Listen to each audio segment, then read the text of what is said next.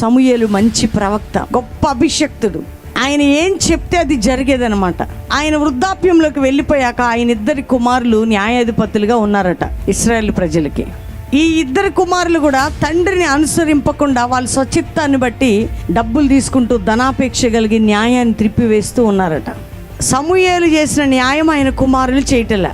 కాబట్టి సకల జనుల మర్యాద చొప్పున, అంటే లోక మర్యాద చొప్పున, లోక సంబంధమైన ఆనవాయితీ చొప్పున మాకు ఒక కింగ్ కావాలా.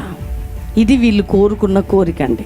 కొడుకులు బాలేరు, వారి ప్రవర్తన బాలేకపోతే వచ్చి తండ్రితో ఏం చెప్పాలి? అయ్యా మరి మీ కుమారులు ఇట్లున్నారు, మా పరిస్థితి ఏంటి అని ప్రశ్నిస్తే బాగుండేది. దేవుని చిత్తం బయలుపరచబడేది. నేను ఒక అబ్బాయిని ఇష్టపడ్డాను, ఈ అబ్బాయినే పెళ్లి చేసుకుంటానని అడగటం తప్పు. నేను ఈ అబ్బాయిని చేసుకోవటమో చేసుకోకపోవటం అనేది కాదు, కానీ నా పట్ల దేవుని చిత్తం ఏంటో బయలుపరచమని అడగటం మంచిది. ఈ రోజులో ఎవరిష్టం వాళ్ళు అడుక్కోవటం, అది దేవుని చిత్తం అని వెళ్ళిపోవటం. వీళ్ళు అడుగుతున్నది ఏంటంటే, మాకు సకల జనుల మర్యాద చొప్పున ఎవరు కావాలట? రాజు కావాలట. ఇంతవరకు రాజు పరిపాలన లేదు. ప్రార్థనాపరుడు, అభిషక్తుడు, ప్రవక్త అయినటువంటి సమూయేలు పరిపాలనలో వీళ్ళు ఉన్నారు. అందుకంటే వారు తప్పు చేసినా పాపం చేసినా క్షమించబడ్డారు. ఆయన వాక్యం ద్వారా, దేవుని మాట ద్వారా సరి చేసుకుంటూ వారిని ముందుకు తీసుకొని వెళ్ళాడు.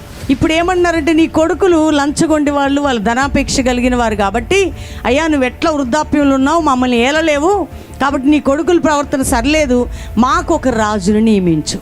నీ ఆలోచనలు కొన్నిసార్లు దైవజనులకి వ్యతిరేకంగా వెళ్తుంటాయి. నీ మార్గములు దైవజనులకి చాలా వ్యతిరేకంగా వెళ్తుంటాయి. తీసుకునే నిర్ణయాలు దైవజనులకి ప్రతికూలంగా వెళ్తుంటాయి. ఆ టైంలో నీ నిర్ణయాన్ని మార్చుకుంటే దేవుడు నిన్ను గొప్పగా దీవిస్తాడు. నువ్వు కోరుకునేది దైవజనుడికి ప్రతికూలమైనది కాకూడదు. ఆమెన్. నీ నిర్ణయం ఎట్లుండాలంటే దేవుని చిత్తానికి వదిలిపెట్టాలి. ఆమెన్. వీళ్ళు చేసిన తప్పుడు పని ఏంటంటే, మాకు సకల జనుల మర్యాద చొప్పున రాజు కావాలి అని అడగగానే ఆ మాట సమూయేలుకి ప్రతికూలంగా అనిపించి దేవునికి ప్రార్థన చేశాడట. ఆమెన్. ఏమని ప్రార్థన చేశాడు? ఏంటి ప్రభువా వీళ్ళ పరిస్థితి అంటే, దేవుడు అన్నాడట, వాళ్ళు చెప్పింది విను, వాళ్ళు నిన్ను విసర్జించలేదు, నన్ను విసర్జించారు. కొన్నిసార్లు మీరు దైవజనుల మాట వినకపోతే మీరు దేవుణ్ణి విసర్జించిన వారు అవుతారు, దేవుని మాటని ధిక్కరించిన వారు అవుతారు, కానీ ఏ సేవకుడిని ధిక్కరించిన వారు కారు. నీ ఇష్టం వచ్చిన సంబంధం సెలెక్ట్ చేసుకుంటావు, నీ ఇష్టం వచ్చినది అన్నీ సెలెక్ట్ చేసుకొని వచ్చి నేను ఇది చెయ్యాలనుకుంటున్నా, ప్రార్థన చేయండి. యవనస్తులు జాగ్రత్తగా ఉండాలి. దేవుడు కోరుకున్నది నువ్వు తీసుకోవాలి. ఆమెన్. దేవుణ్ణి అడిగేటప్పుడు పరిశుద్ధాత్మ దేవుణ్ణి అడగాలి, నా హృదయంలో నీ చిత్తానుసారంగా అడుగుట నాకు నేర్పించు ప్రభువా. ప్రార్థన చేయటం మంచిదే, కానీ అది దైవ చిత్తానుసారమైన ప్రార్థన ఉండాలి. ఏమో ఆ బిజినెస్ నీ పట్ల దేవుని చిత్తమో కాదో, దాంట్లో నువ్వు లాస్ అవుతున్నావు, దాంట్లో నష్టపోతున్నావు, దాంట్లో ఇంకా నువ్వు కృంగిపోతున్నావు, అది నీ ముందుకి ఇంకా సక్సెస్ కావట్లేదు అంటే నువ్వు కోరుకొని పరిగెత్తుతున్నావు, కానీ అది దేవుని చిత్తం కానే కాదు నీ పట్ల.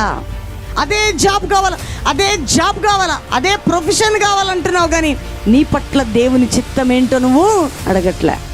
ఏమనంటే నా ఫ్రెండ్స్, నా బంధువులు అందులోనే వెళ్తున్నారు, నేనంటే వెళ్తా అంటున్నావు. నీ బంధువుల పట్ల ఆయన చిత్తం వేరు, నీ స్నేహితుల పట్ల ఆయన చిత్తం వేరు, నీ పట్ల ఆయన చిత్తం వేరు.